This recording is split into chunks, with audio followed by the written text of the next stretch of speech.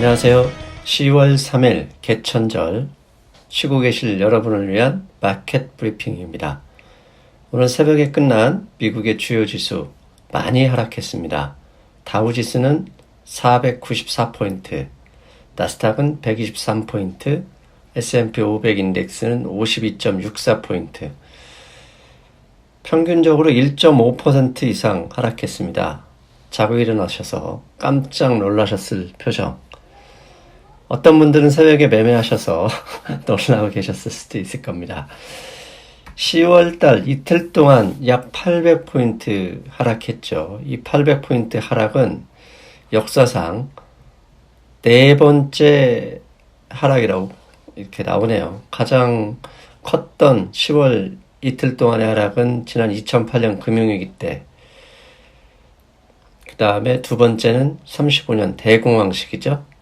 2009년 이때도 그 금융위기 때니까, 즉 금융위기 대공황을 빼고는 2019년 10월 2일이 2.75% 엄청난 하락을 보였죠. 투자자들이 겁먹을 만합니다. 사실 요즘 웬만한 방송, 신문만 보면 경제위기, 금융위기, 대폭락 이런 이야기가 엄청나게 많죠.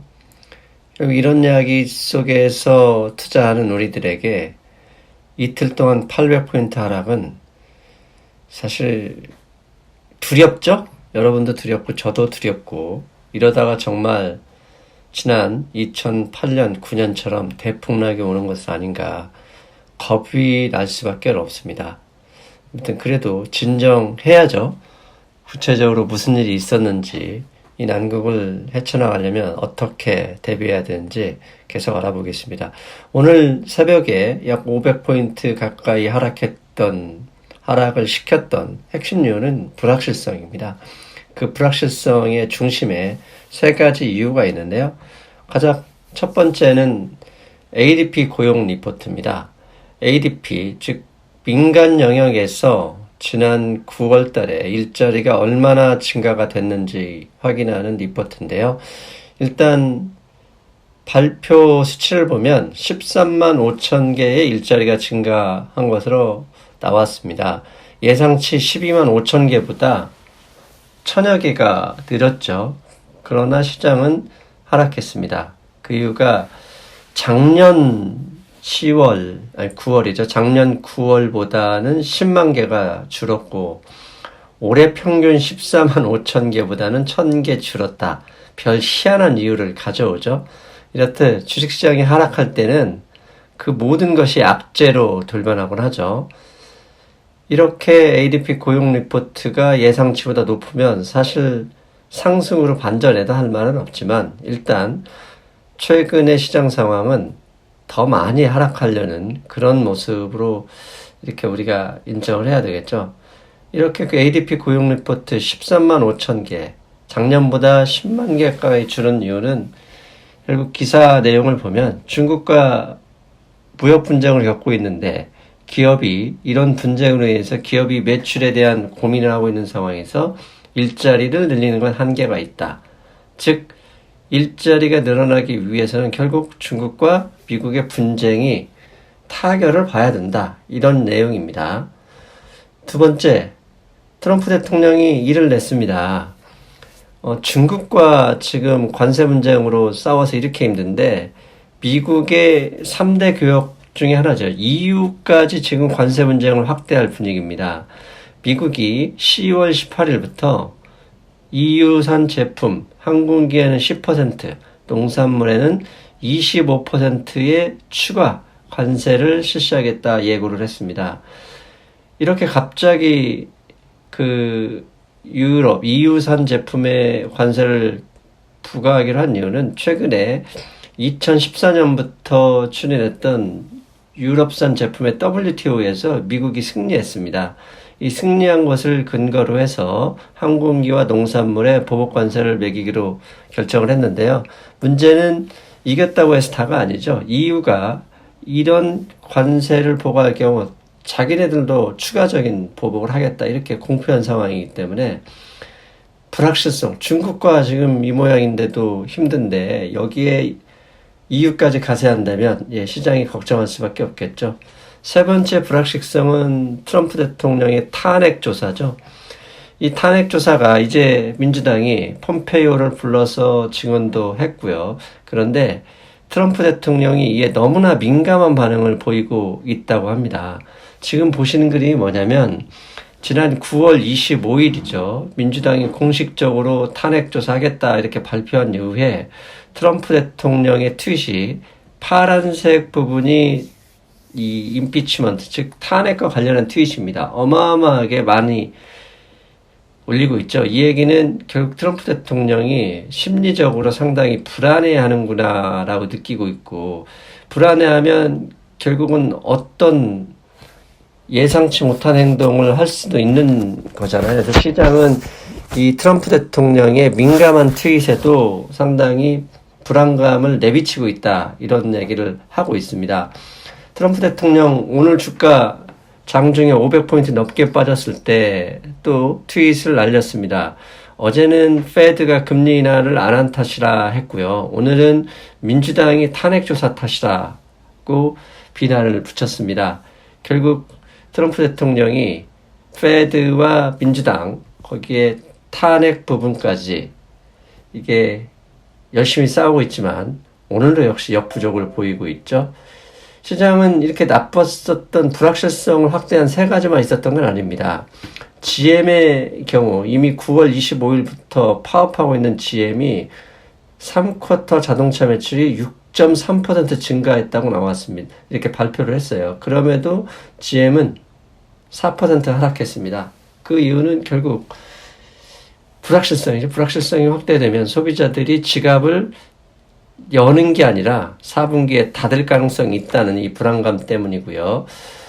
다른 호재도 하나 더 있었습니다. 뉴욕 페드 의장이죠. 연준의 뉴욕 페드 의장이 주가 하락에 대해서 이런 얘기를 했습니다. 만약에 리세션이 와서 주식시장이 걱정하는 것처럼 그런 위험성이 온다면 바로 금리 인하를 통해서 more quickly, 곧바로, more quickly는 결국은 10월 말에 있을 FOMC를 의미한다고 보고요. 즉 10월 FOMC에서 추가적으로 금리 인하 가능성이 있다, 이런 이야기를 했지만 먹히지 않았습니다. 시장은 호재는 저는 일단 간과하고요. 어떤 식으로든 악재를 찾고 있는 상황이다, 이렇게 말씀드린 것처럼 뉴욕 페드 의장도 무시를 당한 거죠.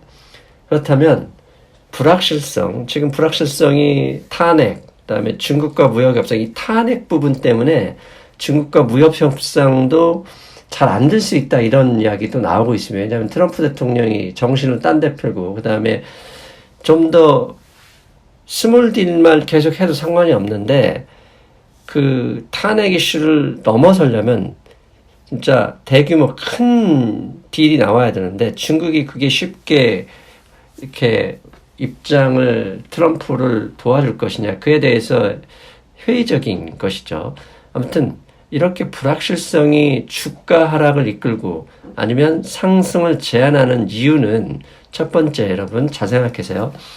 불안한 마음, 상황, 주변 상황이 안 좋은데 소비를 늘릴 사람은 없습니다. 상황이 불안해지면 원래 가계와 민간에서는 소비가 위축되고요. 반대로 저축을 확대합니다. 저축을 확대한다는 얘기는 GDP의 마이너스죠. 그리고 또 하나, 앞에서 유럽에 대해서도 관세 분쟁을 10월 18일부터 예고했죠. 그렇게 되면 당연히 중국하고도 이미 결과를 알고 계신 것처럼 교역량이 줍니다. 교역량의 감소는 경제 발전을 저해하게 되고, 이렇게 되면 어제 말씀드린 것처럼 안전자산, 금 같은 자산을 소유하려고 하죠. 이건 당연히 GDP 성장의 마이너스가 되죠. 이렇게 불확실성이 주식시장에 안 좋고, 또한 주식시장은, 이런 시장은 하락으로서 정치인들에게 압력을 행사하기도 합니다. 즉 정치인은 주가가 하락하지 않으면 별 신경을 쓰지 않다가 이렇게 많이 하락하면 어떻게든 이것을 해소하지 않으면 지지율에 영향을 받거든요. 그럼으로써 최근의 하락도 트럼프 대통령의 압력을 가하는 것으로 보는데요. 그 압력의 대표적인 건 결국은 불확실성을 해소하라, 그런 의미겠죠. 근데 트럼프 대통령이 해소할 수 있는 불확실성은 민주당의 탄핵은 자기 손을 넘어선 거고 할 수 있는 건 관세 분쟁의 축소 아니면 관세 협상의 타결입니다. 다음 주로 예상되어 있는 중국과 구체적인 협상 성과를 가지고 와라. 탄핵 이슈를 넘어설 수 있는 협상 타결이 없으면 시장은 더 불안해질 수 있고 그 자체로 경제 성장이 영향을 받을 수밖에 없겠죠. 저는 현재 주식시장이 말하는 게 어제와 마찬가지로 그것이라고 보고요. 다음 주에 중요한 게 있습니다. 다음 주가 아닙니다. 죄송합니다. 내일입니다. 내일. 미국의 GDP의 90%를 차지하는 서비스 부분, 서비스의 PMI 내일 발표합니다. 만약에 서비스 PMI조차도 어제 제조업 PMI와 함께 하락해버리면 주가는 다시 한번 하락 압력 받을 수 있다는 거 감안하시고요. 마지막으로 S&P 500 차트를 좀 보겠습니다. S&P 500 차트 많이 빠졌지만 폭락이라고 얘기할 수는 없죠. 왜냐하면 200일선 위에 있습니다. 현재 200일선 터치하는 게 2837포인트인데 현재 지수 2887포인트입니다. 200일선이 왜 중요하냐면 맨 밑에서 보시면 200일선을 밟고서 지지를 했고 반등을 했고요. 가운데 빨간색을 보면 200일선을 이탈하면서 작년 10월에서 12월까지 25% 폭락 사태가 있었죠. 그 다음에 올해 5월, 6월, 그 다음에 8월에도 다 200일선을 지지받으면서 상승했었으니까 결국은 내일, 모레 200일선을 S&P 500이 지지하느냐 그 여부가 향후 주식시장의 가장 중요한 변수가 될 것이다. 이렇게 말씀드리겠습니다. 저는 여러분 금요일에 뵙겠습니다. 여러분 안녕.